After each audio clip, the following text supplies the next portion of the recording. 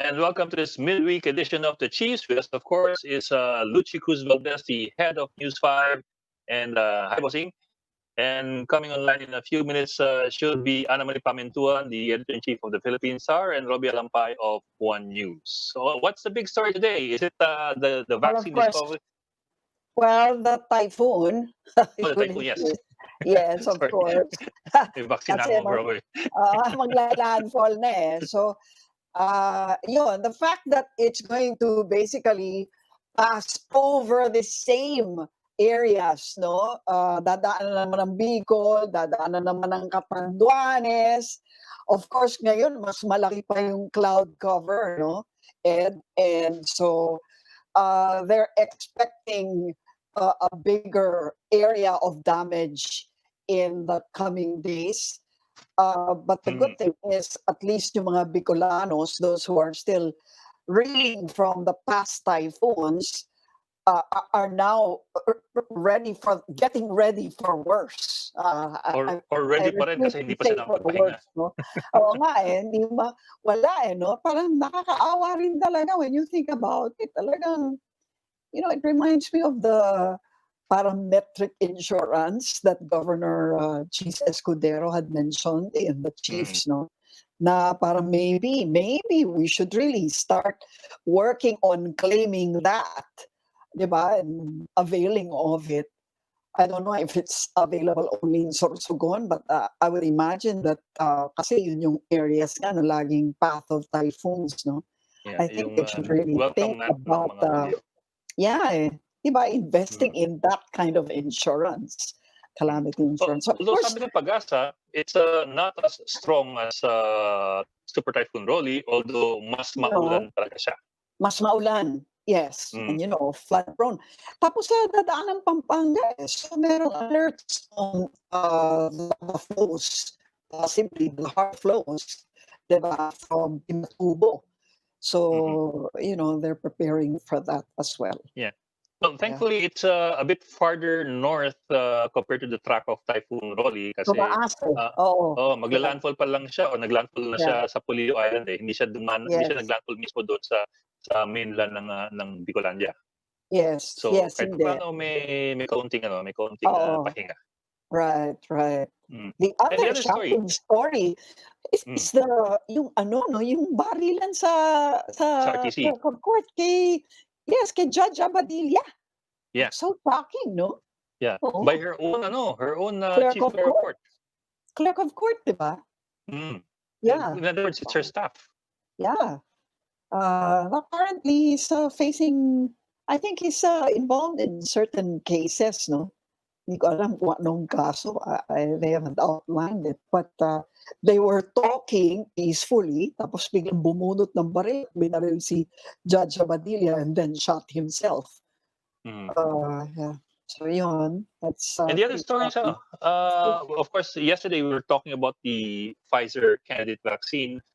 Today, Gamaleya Institute, the maker of Sputnik, is it Sputnik 5 or Sputnik V, said that they've discovered that their vaccine candidate has 92% effectivity or efficacy. Wow! Yeah, yes, yeah. So, mas raw siya. Mas swabe daw siya. Right. There's no Alampay of One News. Talagang iniksakto ng Russia na 90 kayo. Umangat ng 2%, not percentage points, 2 percentage points. Para konti lang. Walang konting yabang dito. Although a good point to note though is that if their findings are true, both of their findings are true, yung Sputnik vaccine is in powder form. So hindi mo kailangan ng refrigeration upon deployment. Kasi you mix it with a solution at room temperature and then you apply it. So that's important because cold storage. Kasi that's one of the problems na in-acknowledge kahapon ni Yusek Berhere, di ba? Na talagang although they're confident that kung magtulong-tulong, especially with the private sector, that's one of the things we read out as news kanina sa big story that they will call for a summit to address the logistics, a logistics summit specifically for in preparation for the vaccine or any vaccine. Yes. Yeah. But even then, even with the private sector, it's going to be a major, major undertaking. Kasi not even the private sector has that many. We're not talking about ordinary cold storage. Eh. Kasi your household The freezers, refrigerator nga lang daw zero ngayon. lang yan. Your medical freezers hanggang -40 lang yan. So these are specialized machines talaga, specialized freezers. Yeah. Ika ni Undersecretary Vergere, if you're, I mean, I think she meant it also to manage people's expectations. And ano sinabi niya nga, sabi nga ni Yusek Vergere, yung mga dry ice po hindi uubra dito. Oh, hindi yan ice candy.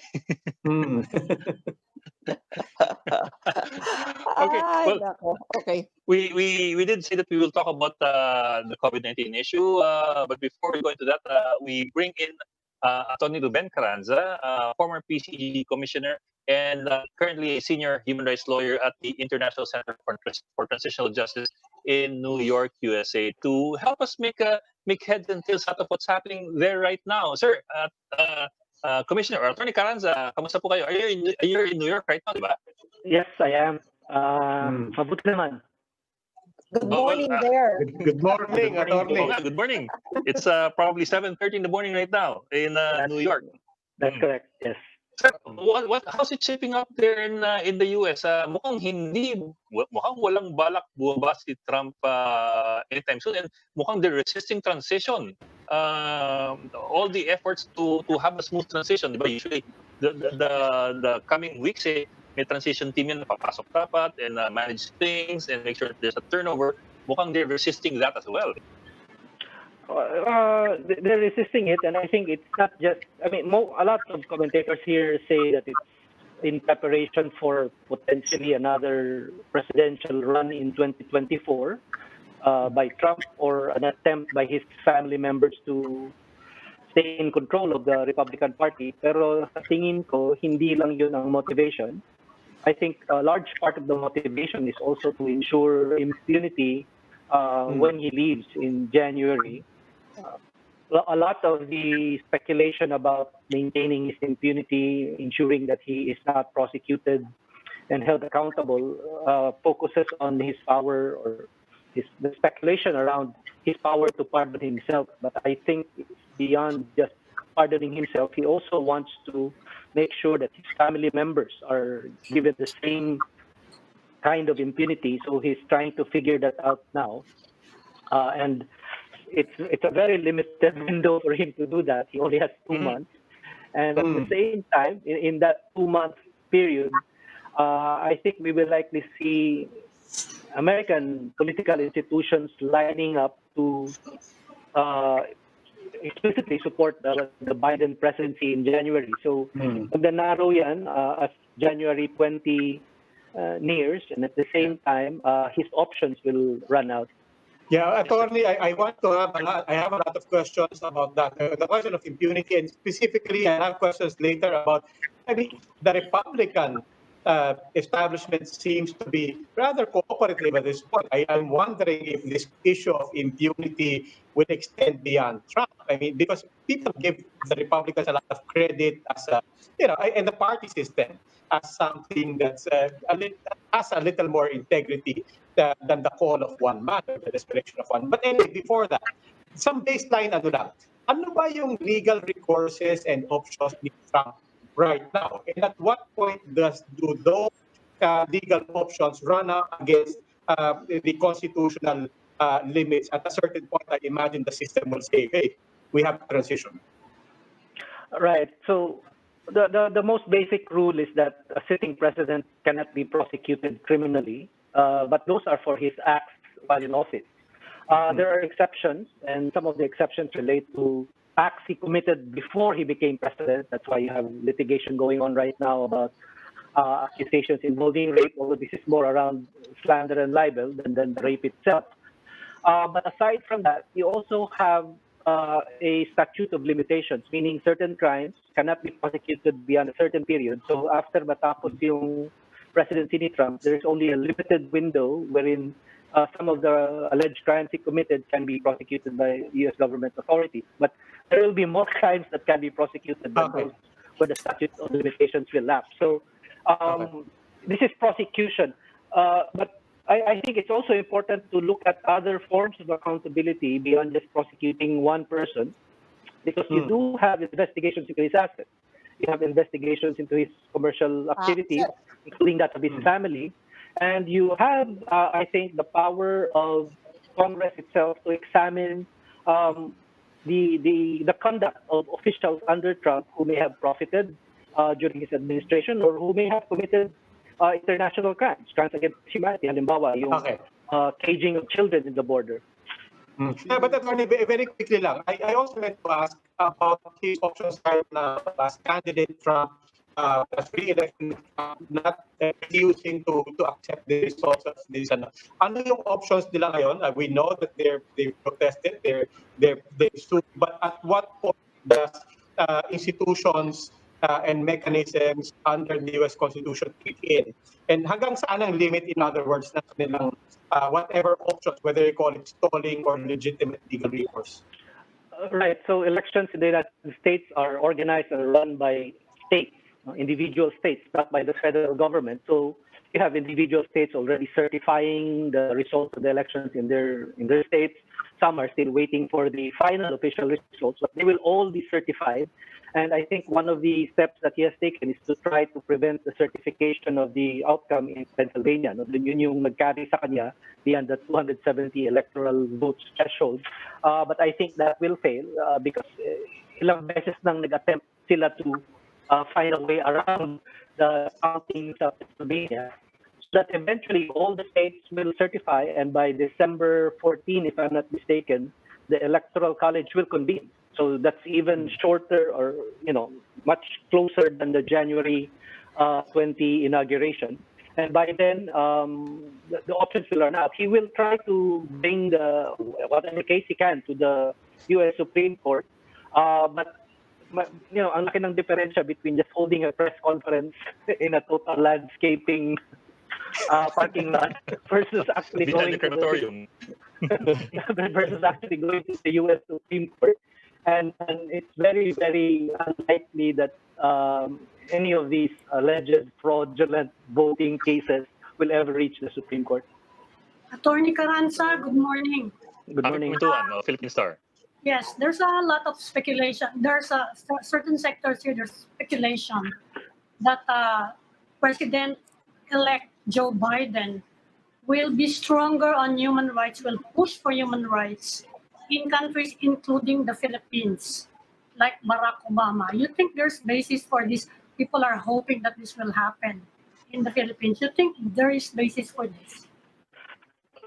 I think we should look at it beyond just Joe Biden, because the Joe Biden now was elected based on a coalition of political forces and individuals, very different from those that led to the election of Obama. Although, of course, you have the African American vote, the Black Lives Matter movement is very different from the traditional African American votes that Claiborne, for instance, dun sa Carolinas, mobilized for Biden in this election. So there's a distinct group of political activists in the U.S. that might be pushing harder on human rights than those that ever did when Biden was vice president of Obama. But that said, you also have Joe Biden's record on human rights. And with respect to Duterte, I think it's important to look at both what the U.S. can do by itself and what the U.S. can do through international institutions like the United Nations and the International Criminal Court.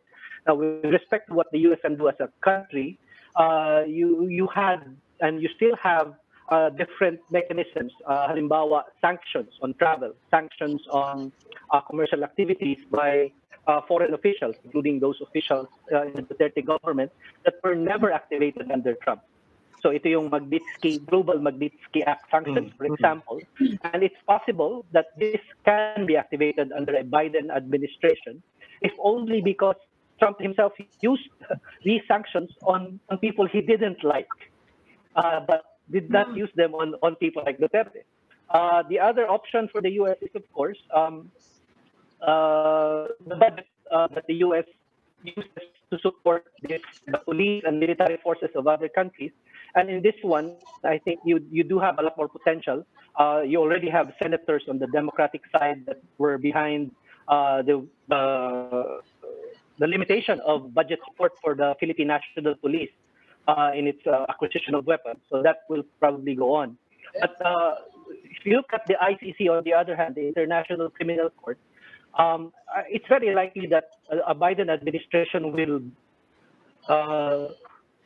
lift the sanctions that the Trump administration imposed on the prosecutor and on officials of the ICC. Nag-impose ang Trump administration ng sanctions by not allowing them to travel to the US, by actually trying to freeze their assets. There are ICC officials who actually are American citizens. And I think this is likely to be withdrawn by the Biden administration. Ang tanong siguro is whether the Biden administration will push harder on the ICC without actually joining the ICC. Remember, the US is still not a member of the ICC. Sir, before we leave the topic, sir, can I squeeze in a question? Is it likely that the US will cancel the visas of other officials of the Duterte administration, the same way it did with the Bato de la Rosa's visa? And depending on who gets to be appointed to the U.S. State Department, obviously that person will have some leeway at the beginning of a Biden administration to decide how to use sanctions. Because I think sanctions become effective not just when you impose them, but when you threaten to impose them. So I think that we should look out for that. Now, one important point to remember is that sanctions are, a U.S. government policy, but you can also have the U.S. government threatening to support the International Criminal Court's investigation into extrajudicial killings in the Philippines, or even supporting a UN investigation into extrajudicial killings in the Philippines. So you have those options as well. How do you think will go for immigration policies in general, especially as it affects Filipino Americans and those who are still there on the strength of the DACA? Right. So I think one of the first executive orders that Biden has said he will issue would be to remove the Trump administration's actions on DACA, meaning all the limitations on DACA will be lifted, and so DACA will effectively be revived, although it's still in place right now because of the U.S. Supreme Court decision. Aside from that, you have the removal of the Muslim ban, the ban on people coming from certain Muslim countries. And so all of this, I think, fit into a larger immigration policy. With respect to Filipino Americans, I think what's important here is to also remember that there are still many Filipino Americans who supported Trump in this election, a significant number. And I think the impact here will be to hopefully help these Filipino Americans who supported Trump understand that immigration is not a door that you close after you come in. What about the personal interaction between Biden and Duterte? What can you see there?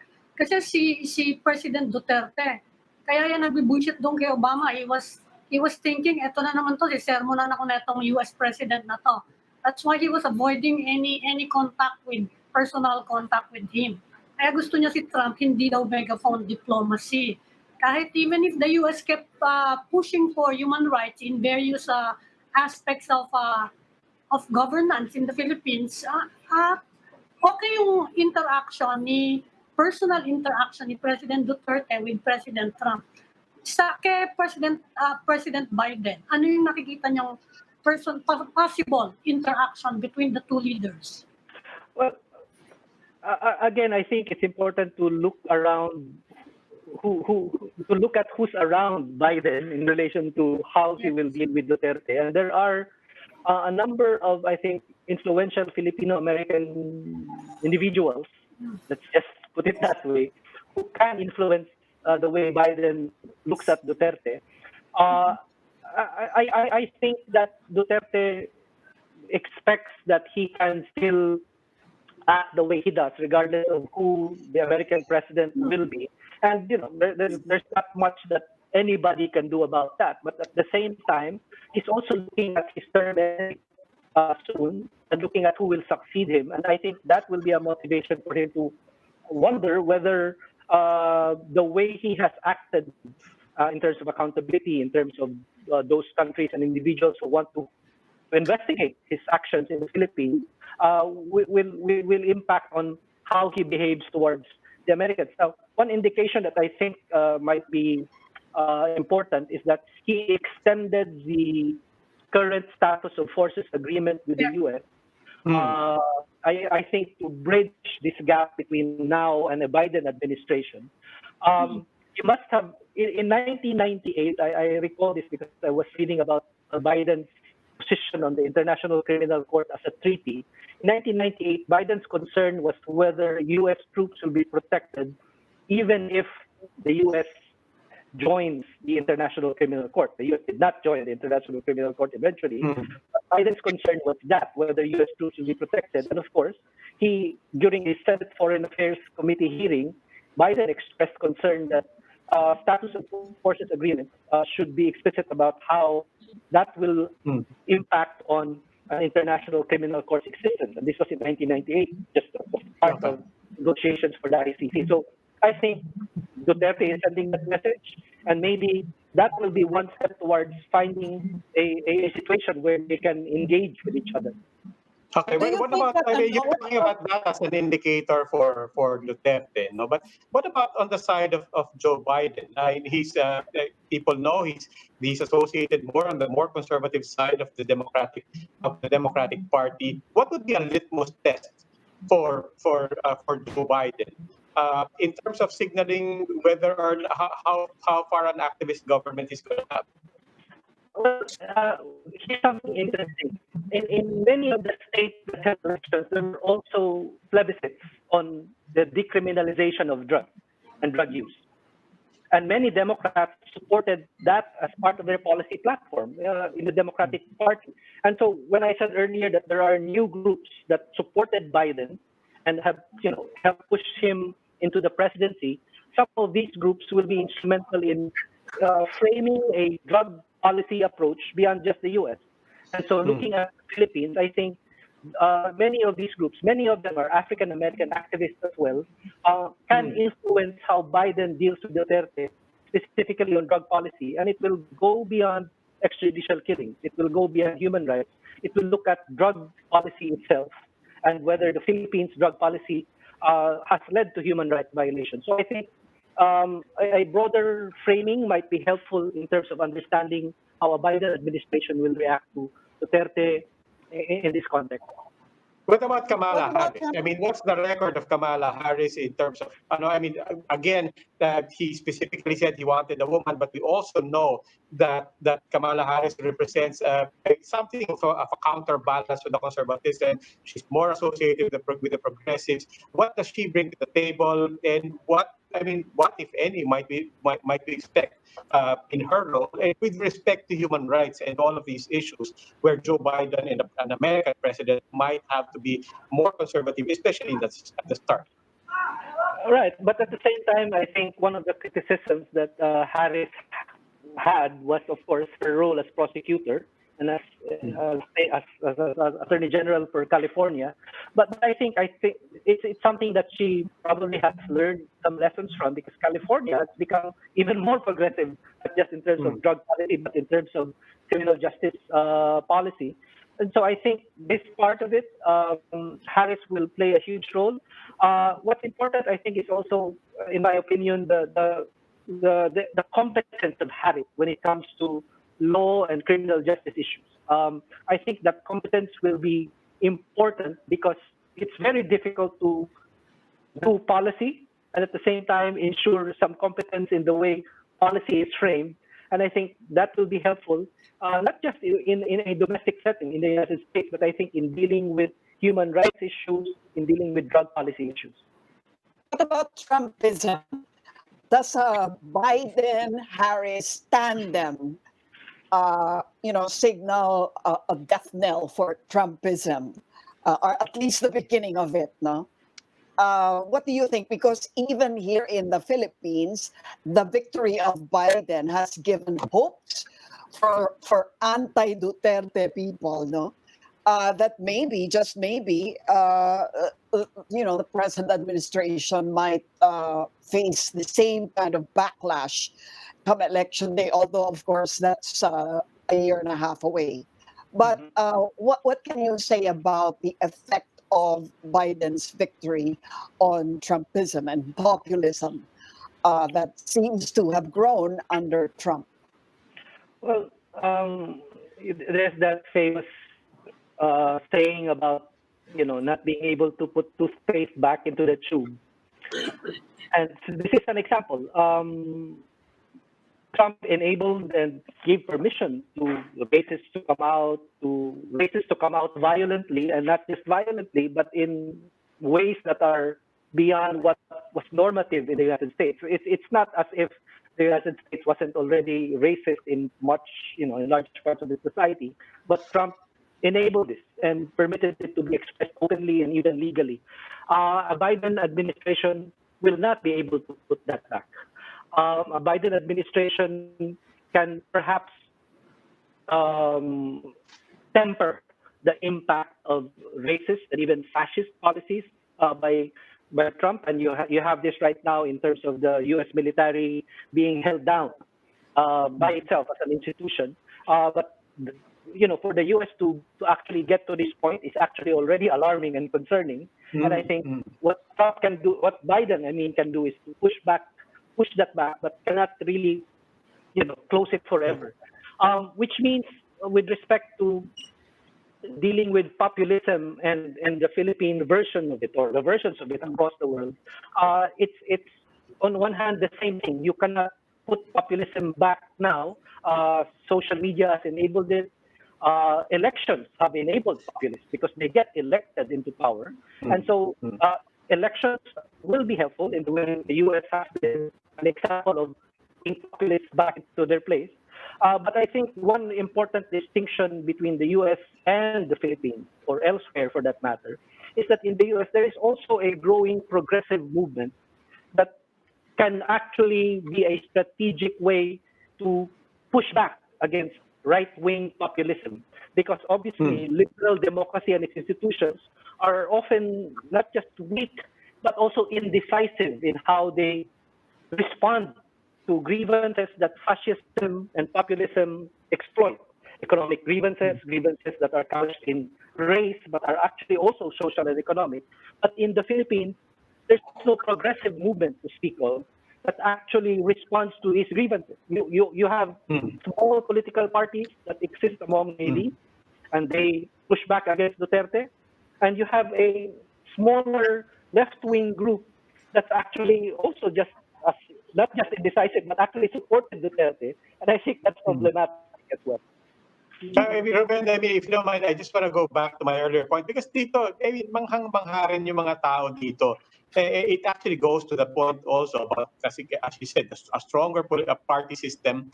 But in the United States, one of the things that's mysterious is, nasanay na tayo na after every election, there's magnanimity from either, even the losing party. There is a smooth transition. You pointed, obviously, it's clear what the motives for Trump might be. It might be political for 2024. It might be fear of getting prosecuted. And therefore, he wants impunity from the cases that will inevitably come. But the question is, what about the Republican establishment? Why are they quiet? Why are they cooperative and complicit in something that really is scandalous in any other point of American history? Are they motivated by politics? Is Trump basically the new Tea Party unto himself? Or are they also complicit in this? Are some personalities also mindful that, when Trump is held to account, other people in the Republican Party will also be held to account?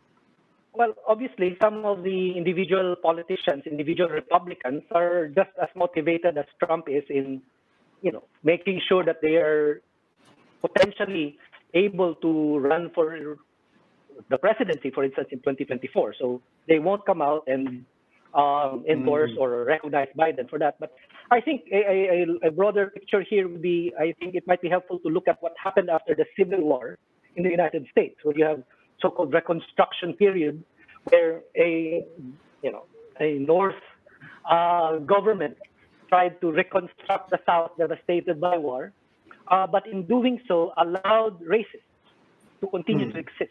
The period of Reconstruction was the period in which all these monuments to Confederate generals were erected. They weren't built during the Civil War or even before. In other words, it's just a transformation of how racism was displayed from war to commemoration, and that's what's probably going to happen here. That the Republicans who have now seen that there is something around their base that's more violent and more horrible than they could imagine, will try to change that into something that seems benign, monuments, statements, but actually makes it even more permanent. So that's the danger here. And of course, their own self-interest will prevent them from ever addressing that danger. And so it will just accumulate. Okay. Sir, before we go, we'd like to ask you about one more issue. Well, I do remember that you used to be commissioner of the PCGG, and you were successful in bringing back some of the Marcos millions from the Swiss banks. Now, just last week, former Senator Bongbong Marcos moved to have Justice Leon inhibited from the PET petition that he filed against Lenny Robredo on the basis of what he calls scathing attacks by Justice Leon in his arguments on the Libyan ng mga Bayani case. I'm wondering what you think of this. Well, if you use the Marcos dictatorship rules of court, then of course you want a Marcos dictatorship type Supreme Court to apply those Marcos dictatorship rules. And I think that's what the Solicitor General, who's a Marcos loyalist, and he has never really tried to hide it, that's what he's trying to do here. And of course, he has the perfect client to do that, the son of the dictator. There is apparently now no law nor rule of court or procedure that stops Calida and Duterte from simply just ramming through whatever they want to come out through the Supreme Court. I can only hope that you have enough Supreme Court justices in the Philippines who see beyond, the sitting president, who see beyond one Solicitor General and recognize that even their institution would be forever damaged by allowing this to happen. But that said, trying to put yourself in the limelight is, of course, something that Marcos Jr. is expected to do. I don't think this forward, unless, of course, you have Duterte again, wrestling with the Supreme Court and forcing them to rule in his favor. But I think one other thing to remember. The Soldier is the government's lawyer. Yes, and of course, his duties are to represent the state, not Bongbong Marcos. And so this conflation of Bongbong Marcos as the state is just horrendous. But I was going to say, I think it was over a year ago that Imelda Marcos was convicted in the Sandigan Bayan for, the creation of Swiss so-called foundations, which are really for-profit corporations, and nothing has come out of that. And I think it's important for lawyers in the Philippines to not just complain about how one Solicitor General has, in effect, disfigured its court system, but for lawyers in the Philippines to actually come out and maybe have him disbarred. Okay. Okay, maraming salamat po. Attorney Ruben Carranza, Senior Human Rights Lawyer at the International Center for Transitional Justice in New York. Sir, good to see you again. Thank you po. Maraming salamat. Thank you. We will just pause for a break, so please stay with us.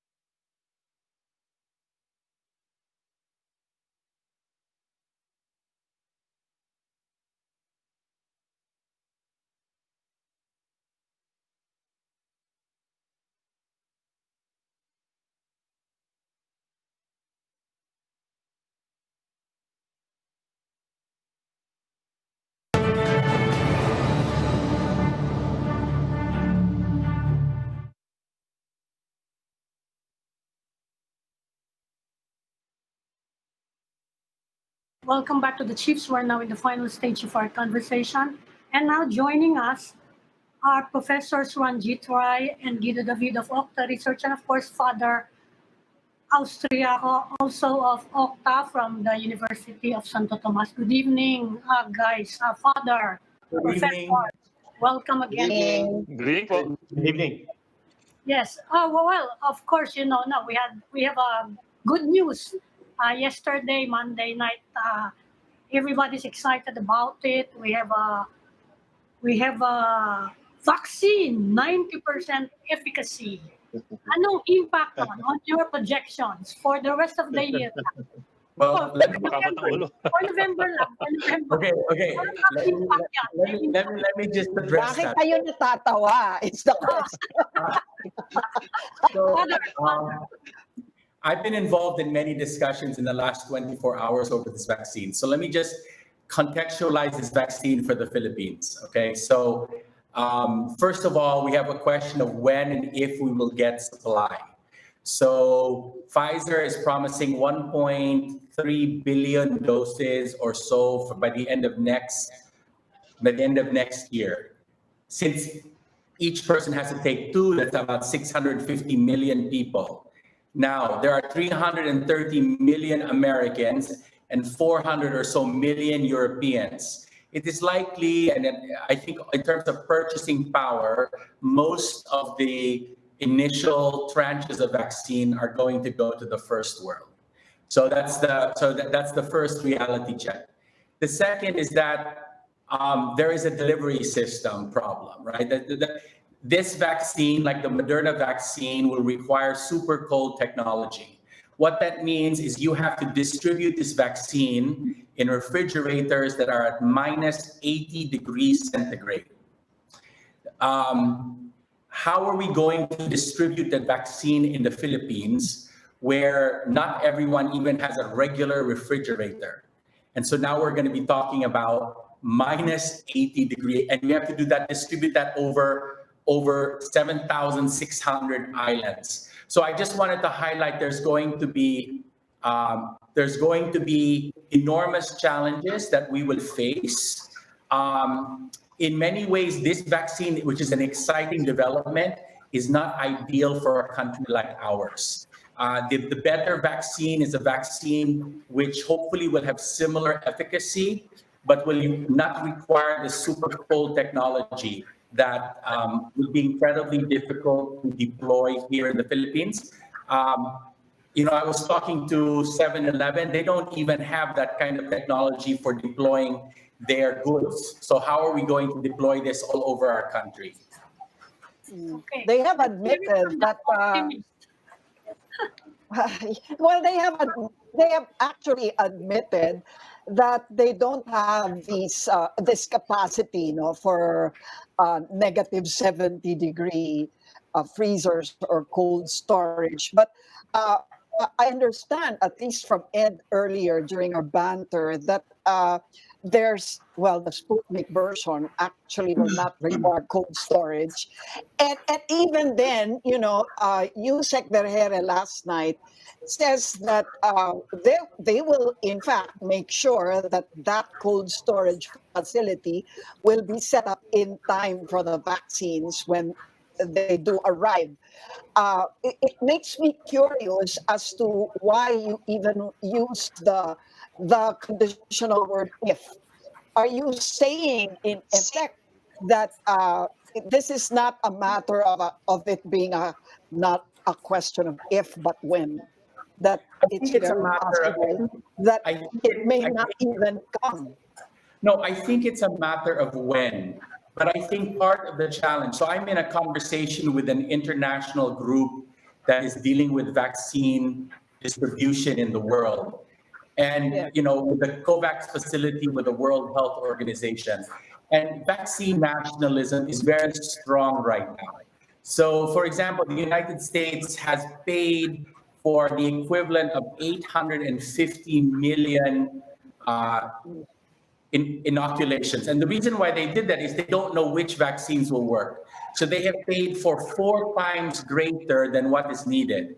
So the question now is when, if it's going to come to us, and I think it will come to us, the question is when it will come. I think it will come later, number one, than we think. Second, I think that the amounts are going to be low, significantly lower than what will be necessary to inoculate the Filipino population.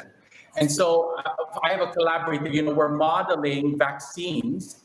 We are saying if you have a 90% effective vaccine, you only have 3 million people vaccinated in the Philippines. Who should be vaccinated? Where should it be vaccinated?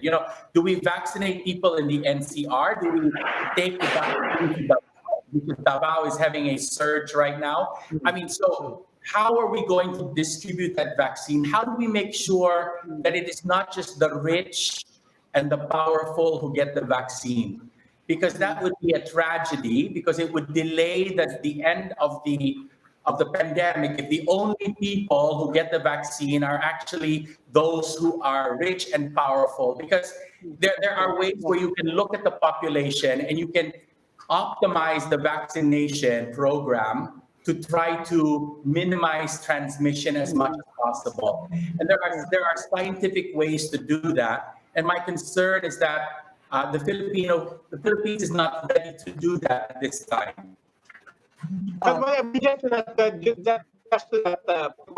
would be the basic thinking, or at least the basic hypothesis to proceed from? If you do have a limited batch of vaccines to start with, do we assume that the common sense thing to do is to start with NCR, or not necessarily? So you actually have to model that, right? So there are two areas you have to think about: geographic distribution and then demographic distribution. So you have to ask, where in the Philippines will we inoculate? And then when we go to that area, say the NCR, who will we inoculate first? Now, it is a given internationally that the highest priority for vaccination should be medical frontliners. So because these are the people who will help us to protect the sick. So there's a generally agreed upon. Now, depending on certain countries, the second tier can be other frontliners, so people working in the supermarket. So the idea again is that these people are exposed to many people, and so we will protect them because they will be potential super spreaders. But I think here in the Philippines, actually, because of the way that our households are constituted, 60% are multi-generational, we actually should go first to the senior citizens. Because when the West thinks about priority lists, they think of nursing homes. We don't have nursing homes. So to protect our senior citizens, we have to actually protect them directly. So my view is first is medical frontliners, then you have the senior citizens who are at high risk, and then others who are at high risk, those who have asthma, those who have underlying comorbidities. And then as you move down, as the amount of vaccines increases, you can begin to move down. And those at the bottom are those who are lowest risk, right? So young, healthy adults. Naku, Father, kailan pa mangyayari yan? I mean, assuming that the vaccines arrive, let's just say conservatively, the December or end of next year, and then you have to distribute it. How long will the whole process now take, and when do we expect a sizable portion of our population to be vaccinated? So again, I hope that the Philippines is preparing for it, because you have put your finger on the big question. This is a complex question. It's social, it's political, it's public health. And it requires modeling. It requires a sense of how long it will take for the vaccines to arrive. We don't know how long your immunity will last. So it's clear now for some people who get COVID-19, after 6 months, they are again susceptible to COVID-19. So I get to do it again. Father, so far you've only talked about... There's data now that after 6 months or so, the initial immunity wanes. So we don't know for this Pfizer vaccine how long that will last. So the danger is, we vaccinate a few people. A year from now, you have to vaccinate them again. right? So, and you have a 2-dose. So you're going to have to Filipino people, you're going to go to the barangay, you're going to inoculate this person, and you have to tell him or her, come back in 1 month. And how you have to make sure you come back. And while you're there, we're storing your vaccine in a super cold -80 refrigerator in the barangay hall. So you see, there are challenges here, and but we can do it together. Yes, Father, but as you pointed out, you have demographic distribution as well as geographic considerations. Now, if we do opt, and that's an assumption, if we do opt for a vaccine that needs super cold freezers, baka mas malaking factor yung geographic distribution kaysa sa demographic. Well, honestly, in some of our initial studies, my sense is with a limited initial batch, we should do the NCR first. Because the NCR is like the termite's nest, so you attack the nest, you destroy 55% of the pandemic, and then hopefully in the provinces, if there is no spread from the NCR, the local pandemics will decrease. You see, because right now, the pandemic is being fed by the NCR. So the idea is you destroy the local area, and then in terms of geographic, in terms of super cold, we can still do it in Manila. It's easier than transporting it to Marinduque, for example. So speaking of, we can just deal with Manila, get it down in Manila. We are presently, my colleagues and I are trying to model that. What would that look like to just get it down? So we have 13 million in the city.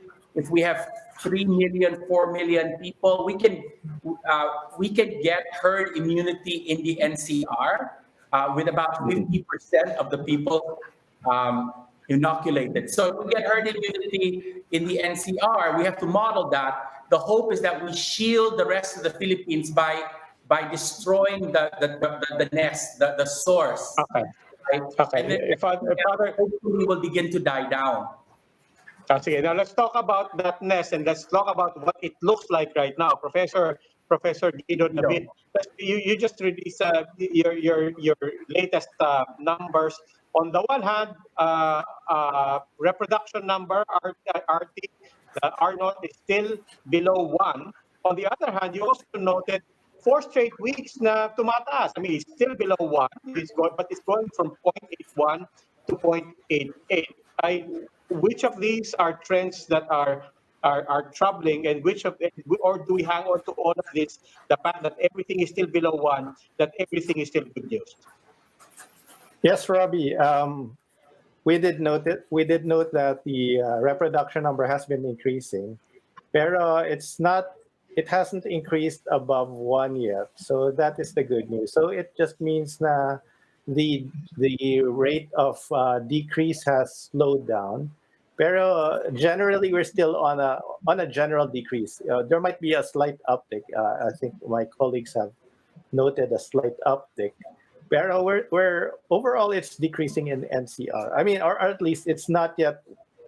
I mean, it's not yet to the point that it has increased significantly. So we're not sure if this is the effect of the Philippine Red Cross delay in testing, because they have resumed testing. So that will cause a backlog of cases. Or there's also the possibility that there's a delay in testing due to laboratories because of the typhoon. So some laboratories did not report on time. So these are some of the things that may affect the reproduction number. On the other hand, we notice that the positivity rate has gone down to 5%, and that's a big deal. The hospitals are not, at critical levels. That's also a good sign that the numbers are generally, they're generally okay right now. Of course, it's not okay in some other places like Davao City and in some places, in some parts of Pampanga, and of course, Benguet. Professor, we see you as the optimist in the group. Ano yung impact ng news? Is there any impact at all on your projections about the development of the Pfizer vaccine? Well, I mean, I'm an optimist, but I don't know about the vaccine yet. I'm not very optimistic about the vaccine. I mean, we still have a lot of hurdles to face, as Father Nick has pointed out. So, if it comes, it will come. I think we have to try to Yeah. take care of business here first. I mean, as far as managing the Yeah. pandemic, Christmas holidays around the corner, that may cause an uptick or even a surge of cases in parts of the Philippines. The surges are happening, so we have to take care of those what's in front of us Yeah. first before we dream about the vaccine. But to Ami's question, Professor Rai, Dream talaga eh. is it, Professor Rai, Alam ko is ba there a optimist yan? behavioral... Oo nga eh. Professor Rai, Bakit is naman there a dream? Sabi niya behavior... 90% na efficacy. Yeah, sorry, Robby. Yeah, but Professor Rai, to Ami's question pa rin, is there a behavioral risk given this optimism, this hope that we're getting? Ngayon na malapit na ang vaccine. I mean, what is the risk for the population and for the common person in terms of letting their guards down or people thinking, okay lang, we have a solution inside? I don't think that the reason why, first of all, people are letting their guards down. No? This is the reason why we noted the uptick. We have not defined the causality yet because we don't have the data to prove that. But 3 weeks ago, we already called that as we open up the economy, it's not a question of if, okay? It's a question of, it's a question of by how much, and when this uptick will start. And while we aren't saying that what we're observing is a cause for alarm, it's something that we have to monitor. The rise in the R is very gradual, no? It's still below 1, so it's something that is still positive in the general scheme of things. But yes, as we open up, Robbie, transmissions will go up, and my fear is not even the vaccine. Most people have not fully understood the implications of the Pfizer results on the efficacy of the Pfizer drug. But really, more people are focused on opening up stores, opening up the economy, getting back to their jobs, getting back to the new normal that's so called. And our fear, that's why we raised this. We pointed this out in our report. The biggest problem for us as a country now is that we're on a downward trend. It's good. We hit 5% positivity rate. If we can get it down to less than 5 for 2 weeks, that would be a basis for opening up. The biggest challenge for us is complacency, and that's the big problem now. Overestimating our achievements and underestimating the virus from the side of the citizenry, the private sector, and government. That's why OCTA is trying to produce this on a weekly basis to show, little things are happening. Yes, they're not a cause for alarm now, but we should monitor them, and we should adjust our behavior and strategies to ensure that we can sustain this positive trends. Now, another note, while NCR is doing very well, many other places around the country are suffering outbreaks. And the big story now this week is Davao City. Davao City has been a paragon of good management as far as this pandemic is concerned. But over the last 3 weeks, 4 weeks, it's been having a hard time dealing with a surge in cases. And so we've been noticing it, and we've been calling it out. And I'm very sure that they're doing something about it because, from our sources, lockdowns are already in place, and we're hoping that they'll be able to manage it because Davao City is a densely populated area, and is a economic center in that part of Mindanao. And there's another place now which has been a paragon of contact tracing, Baguio City. It's still grappling with its own surge of cases, and we're not sure what the strategies are there, but hopefully, whatever they are, the intervention of the local government will bring down those cases. It's not just in Baguio City. No, there's places like Tuba, okay, and Itogon. So it's a province-wide phenomena. So we have to take note of all of this. We cannot sustain the downward trend of the country right now and of the NCR if we have all of these outbreaks happening all at the same time. But in the NCR president lang. last night was pretty euphoric. I don't know if you'd call it realistic, but he was pretty euphoric. Sabi niya, hindi na talaga nakakatakot yung COVID-19 because of the Pfizer story. I'm wondering how you view that kind of publicly stated optimism and how it will impact ordinary people.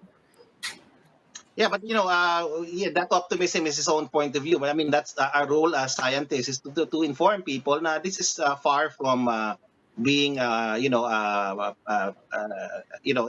vaccine is far from being produced and manufactured in scale or in large quantities that will be accessible to our country. And we have to constantly inform people that while that is not yet a reality, that we have to continue fighting this virus and extolling those things that brought us here at this point, that brought us this downward trend in the first place, which by the way is not really just government intervention. No, it's not just the government program that's doing well. No, it's actually the important role of citizens. No, citizens played a very big role in bringing down the numbers in NCR. Citizens played a big role in bringing down the numbers in Cebu, and we need that kind of discipline to continue in the coming months, no? While we're still grappling with the reality of manufacturing to scale this vaccine. By the way, the timelines are still quite long, huh?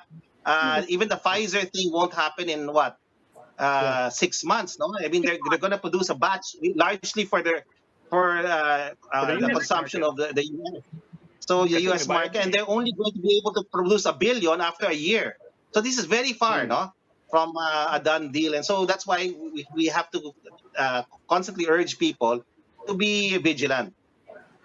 So how does this affect the categories of quarantine that we have? Are we seeing or would you recommend? Although I know that you've been told not to make recommendations, but does this mean that if this current rate persists, that we will not be seeing the GCQ scaled down further to moderate GCQ, say by January? Well, I know it's hard to project that far, no. As far as government's decision making is concerned, they take health indicators, which the data we produce are largely for that aspect, and economic data into play. So economic considerations, health considerations put into play. And I think the understanding and also the support coming from the mayors is towards a recommendation to extend GCQ until December, so that they can manage this transmission. Now, the uptick in transmission is not bad per se. It's expected, but we're hoping that it will be a slow uptick, no, and that's slow enough for our health system to manage the increase. And that is where the position of the mayors of, let's say, NCR come into play. They want a calibrated opening, and if the quarantine can stay with some loosening up in the economy, then we'll take that. But right now, the data points to opening up further. The positivity rate hitting 5 is a big thing, guys. That means that's the percent of people testing positive. Okay, in tests, no. So before, at some point, when the pandemic was still a surge, no, when there was a surge in NCR, I should say, we had positivity rate of 17 for every 100 tests. We had 17 people testing positive. Now it's 5. So guys, it's a major thing, no. So it's a collective, it's an achievement, collective achievement of both government, the private sector, and of course the citizenry, no. And what we're trying to emphasize is that what got us here was really, the discipline to practice the minimum health standards, no, the universal use of masks, no, and of course government scaled up T3. Yeah. Okay. Okay, thank you very much, Professor Ranjit Rye, Professor Guido David, and Father Nick Austriaco of OCTA Research. Sir, Thank gentlemen, you. maraming Thank salamat. you. Thank you. Thank you. Thank you. Thank you. So wala Okay, pang malakas vaccine. ng hangin. At Hindi pa masyadong malakas. Baka daw tayo tamaan ng ay. So tahimik ulit dito sa atin. Pero bago dumating yung eye, darating muna yung eye wall. Malakas muna. Yung I-wall muna. Bago ka mapunta sa gitna, tatama muna sa yung gilid, di ba? Baka daw maharang na Sierra Madre. Baka mabasag. Oh, that's something to look forward to. Okay, I guess Talagang that's it. optimistic si aming puro optimism today. Papasko na. May vaccine na. Okay. Talagang optimistic siya. Okay, sige. That's it for this midweek edition of The Chiefs. We hope to discuss it. We'll keep the conversation going. I'm Edwin Gaupo News.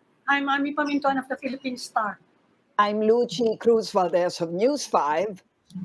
I'm Robbie Alampay, and we are One News.